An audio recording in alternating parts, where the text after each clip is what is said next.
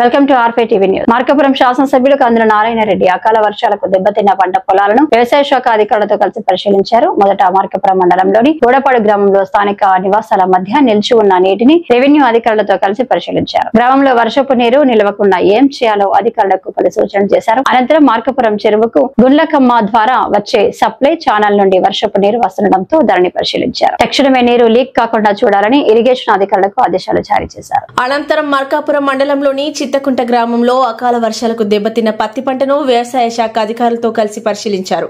అనంతరం మాట్లాడుతూ అకాల వర్షాల వల్ల ఈ ప్రాంతంలో దాదాపు 8 ఎకరాల పత్తి పంట అధికంగా దెబ్బతిన్నదని, అధికారులు కొంత అధికంగా నష్టం వాటిల్లిందని అంచనా వేశారని, ఈ ప్రాంతంలో మిరప మరియు కంది పంటలకు కూడా కొంత నష్టం వాటిల్లిందని, త్వరలోనే రాష్ట్ర వ్యవసాయ శాఖ మాత్యులు శ్రీ అచ్చం నాయుడిని కలిసి పంట నష్టం గురించి వివరిస్తానని, నష్టం వాటిల్లిన రైతులకు త్వరలోనే న్యాయం చేస్తామని అన్నారు.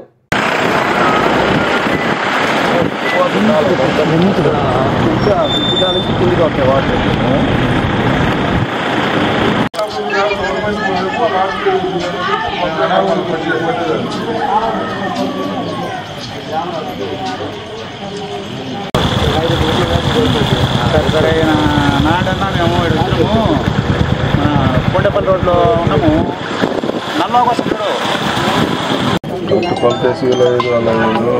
ఎంత అవసరం అయితే అంత 5 అడుగులు 2.5 అడుగులు పెట్టి కుట్టేసి దాన్ని కలిపి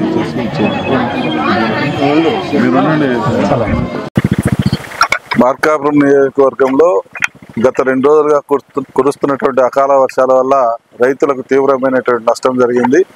ముఖ్యంగా పత్తి ఈ ప్రాంతంలో సుమారు 8,000 ఎకరాలలో పత్తి నష్టం జరిగినట్టుగా అధికారులు అంచనాలు వేస్తూ ఉన్నారు. అలాగే పత్తితో పాటు మిర్చి కూడా ఒక 3,000 ఎకరాల్లో వేయడం జరిగింది. మిర్చి మరియు కంది ఈ 3 పంటలు ప్రధానంగా ఈ ప్రాంతంలో వేశారు. రైతులందరికీ కూడా చాలా తీవ్రమైనటువంటి నష్టం అయితే ఈ అకాల వర్షాల వల్ల జరిగింది.